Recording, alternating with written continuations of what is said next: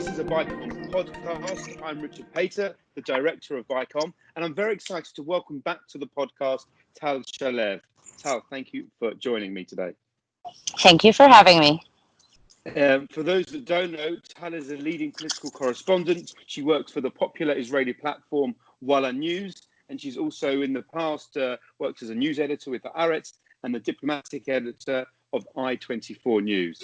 Tal, I want to talk really about kind of some of the political issues a month into the National Unity Government. But before that, I just want to ask you a couple of questions about the corona crisis. If I can start, apart from Prime Minister Netanyahu, who are the dominant figures who are leading Israeli policy in the fight against corona? So, well, on the political level, I would say that it's mainly, at this point, it's the finance minister, Israel Katz, a Likud senior figure, and the health minister, who's also a senior Likud figure, Yuli Edelstein. Basically, the Likud is running the policy on the political level. We see Benny Gantz in his title as the substitute PM. He tries to be part of policy. He tries to be part of designing the policy. But at the end of the day, the three main portfolios, which we're dealing with now, even four most important portfolios: the finance ministry, the health ministry, the transportation ministry, and the education ministry. All of them are controlled by Likud ministers. So basically, at the end of the day, Netanyahu is running his policy by himself. Up until now, there was also a very, very dominant bureaucratic level running the whole incident, the whole corona realignment, I would say, and that was the Director General of the Health Ministry, a man named Moshe Bar Simantov, a professional who was very, very close to Netanyahu, a very dominant person, and he was very dominant in handling the corona crisis up until now, and now he's being replaced by a new Director General. So I think we will just see a less dominant professional level in the upcoming weeks. And now we see the kind of this creeping already of a second wave. Whilst obviously, high mind, you mentioned the kind of the prominent role of the finance minister, obviously in kind of keeping the economy running and not going to another full closure. Overall, how do you assess the government's dealing with the crisis? Well, the numbers and I would say the general public climax says that the government handled, the previous government, the new government is handling this okay. Israel has not had very high number. There are a lot of very high numbers now. We are in the second wave. We see very high numbers of infected people, but not necessarily not all of them are sick. Many of them are COVID positive, but they're not necessarily sick. So at the end of the day, the numbers of deceased were very, very low in Israel, and let's hope that it keeps that way. And, at the beginning of the COVID virus, there was a huge craze here that the health system would collapse. So in the meanwhile, in the last 2 months, Israel has proved, the system has proved itself to be very, very effective. On that's one level, on the public health level. On the economic level, more problematic. Things in Israel take a lot of time bureaucratically. And now that there's a very large government, it also makes things even more complicated because there are a lot of ministries that sit on the same, areas of interest. And there's a lot of politics going on that prevent the money from arriving where it is. Just in the last week, we've seen a very large protest by culture workers, by people who work in the whole performance industry, who, not the artists themselves, but actually the backstage performers who have been without work for months. And I have to say that following their protest yesterday, it was finally approved to open up the culture industry and start getting public performances together. I think the big problem is that many people in Israel still don't understand COVID-19 as in other places in the world, and they don't necessarily understand the orders that the government is given on quarantine or on closure or on maps. And while in the first wave, Israelis were very, very obedient, on the second wave, they're much more skeptical about obeying the rules and the directives. Thank you for that. Okay, I mean, let's switch slightly and focus on some of the politics. As I said, the government is about a month old, just over. I want to read a couple of quotes from the Israeli media this morning and get your opinion. The first one was in Ma'ariv by Anna Barsky. She says, Israeli politics has seen its share of very unnatural partners before, and unity governments are never built on genuine unity. But having said that, unity governments aren't generally built on powerful and authentic hatred either. And the second quote is from Israel Hayom, from Mati Tuchfeld, says, nothing prepared Netanyahu for the agony of this government, not even all the clashes in the previous government. The combination of a parity unity government with an incompetent like Benny Gantz, a dominant number two with an independent agenda like Gabi Ashkenazi, and a bunch of rookie ministers who haven't gone through political basic training have prompted Netanyahu to utter the explicit word elections more than once in closed door conversations. Do you share that assessment that things are that bad? What do you make of that? Well, I don't think that things are good, but I also don't think things are that bad. It's true that almost on a daily basis, the Likud and Blue and White have some kind of public disagreement. They have many reasons to disagree upon, essential and substantial reasons. They don't disagree about annexation. They don't disagree about how to treat or how to talk about the law enforcement bodies. They don't agree about the Supreme Court. They don't even agree on, surveillance technologies. That they represent two very different constituencies. So there are many problems, and there's also been I would say a handful of unhelpful interviews that were given by both Likud and Blue and White ministers, which kind of helped create this sense of chaos and mayhem between the sides. And it's true that Netanyahu is contemplating the idea of elections because all of the polls show that he could be the big winner of another round of elections. But at the time being right now, it's not in his interest to go to elections right now. And Netanyahu is a very, very cautious and careful politician. And he knows very well that until the economy is not stable because of the corona, given the corona impact, the COVID impact, he will not be going to elections unless he knows that he can win them.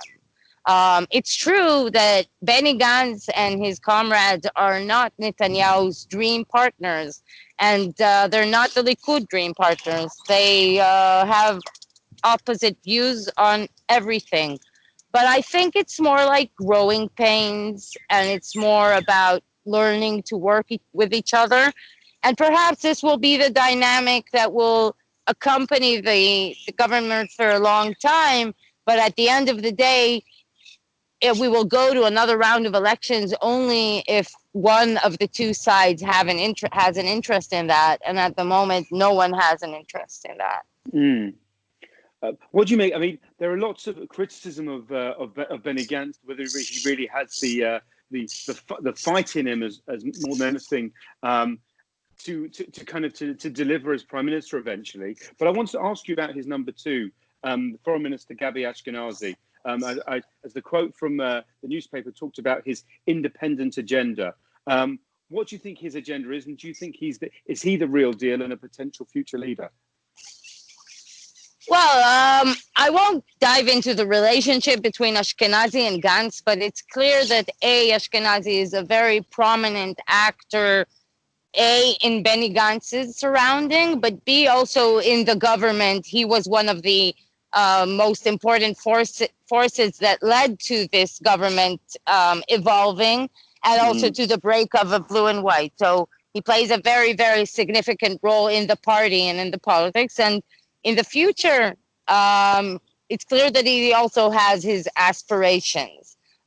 He also has stronger positions on many of the issues than Benny Gantz does. That's, when they talk about his independent agenda, it's not only his independent political agenda, which is, of course, probably more Gabi Ashkenazi orientated than Benny Gantz orientated, but it's also he has a different agenda.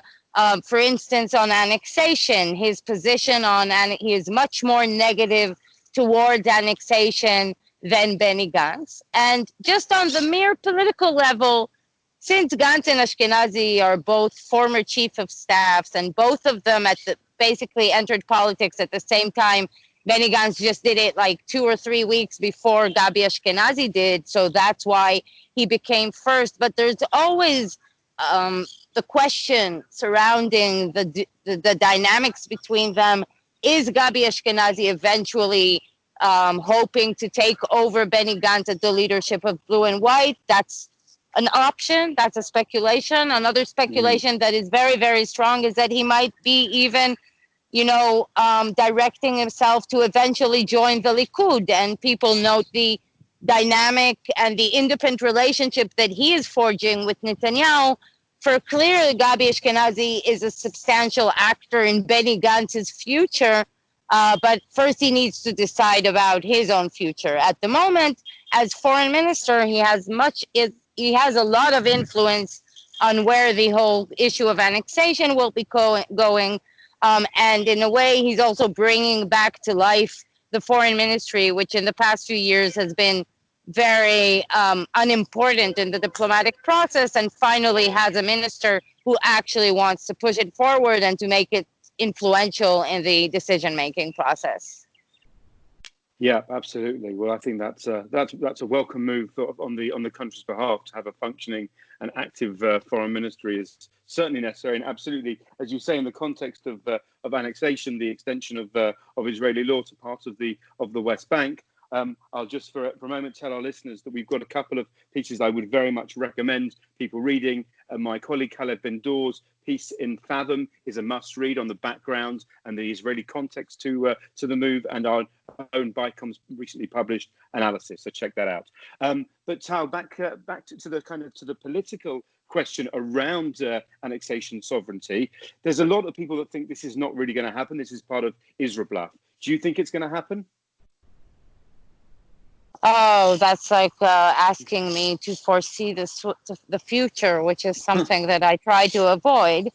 But at large, I think there are much more ifs at the moment than things we can say for sure about the annexation. It's clear that Netanyahu's grand plan has gone a bit crooked, even though he did he did secure himself the independence to pass an annexation move in the coalition agreement with Blue and White. De facto, the Americans are telling him that he has to get their consent for the move. And to be honest, when you listen to the positions that Gantz and Ashkenazi present, I don't find it's very hard for me to see a way that there will be something they will agree upon. But then it also depends on dynamics in the White House. As we know, there are many voices around President Trump. One of them is the ambassador here, David Friedman, who is very much pro-annexation, probably more pro-annexation than Netanyahu. And on the other hand, we have Jared Kushner. And we have an unexpected president who we don't know exactly how to predict, or unpredictable president. So who exactly will be the stronger voice that morning on the 1st of July when Netanyahu wakes up and he wants to announce his next annexation moves? We don't necessarily know. But I think that we will probably, when we take all of these background noises and we do take into account that Netanyahu generally is a much bigger talker than doer, we will probably have a much more limited annexation than we thought we would 3 weeks ago. And how wholly Do you think the July the 1st date is, or do you think we're liable to see a delay there? Well, I think the 1st of July is will be the beginning of the process, since Netanyahu did specifically he named and he coined the 1st of July in the coalition agreement, also because it suits the timetable with the U.S. elections. But it's clear that, any move of applying sovereignty or applying Israeli law, even if it's on a very small community, it's complicated. It takes days, it takes weeks for the legal work and for the groundwork to be done. So I believe that on the 1st of July, if at all, Netanyahu will be announcing the next step and maybe a timetable for the next step, but it will only be the beginning of a very long process that will take time. Thank you. And if I can, just one final question. According to the coalition agreement, there are all sorts of understandings that the Netanyahu and Gantz have reached about offices and cars and kind of the trappings of power. But both sides are kind of blaming the other one for inserting these into the agreement, because obviously they're not particularly popular in the public. Where do you see the line of who was insisting on these additions to the agreement? Well, this is, as usual in these kind of disputes, it's somewhere in the middle. It is Netanyahu's claim that Benny Gantz was the one who demanded to have his conditions and, his facilities. He wanted it to be equal as Netanyahu, and it's true that was originally a blue and white demand. Building this whole constitution of a substitute PM, Benny Gantz wanted to have all of the status symbols that makes someone a prime minister. So that means an office, and that means the security tail, and it also means the car and the car arcade and etc. etc. I don't think that Benny Gantz, when you go down into the details, he didn't specifically ask to have 3 Audi cars and to have the most expensive cars, just like Netanyahu. Also, Netanyahu used Benny Gantz's demands and put his own the things that were important for him, he's also going to use them. Specifically, we're talking about, the prime minister's residence. So Netanyahu used this demand, this creature that Benny Gantz was creating of substitute prime minister, and he also wants his benefits out of it. So while Benny Gantz wanted to get all of the status symbols that makes him look like a prime minister, Netanyahu wanted to get the fact that the state will continue to pay for his household while he is substitute prime minister. I gotta say, it's a lot of noise. It's much. How do you say in English? Much ado about nothing. It's much ado about nothing. These are not the big numbers. Not even Gantz's security detail. It's just about public appearance that makes Benny Gantz look very bad, and having said that, you can assume, and you can at least guess where these stories are coming from and who wants to make Benny Gantz look bad these days. Tal, always a pleasure speaking to you. Thank you very much indeed for joining me today. Thank you.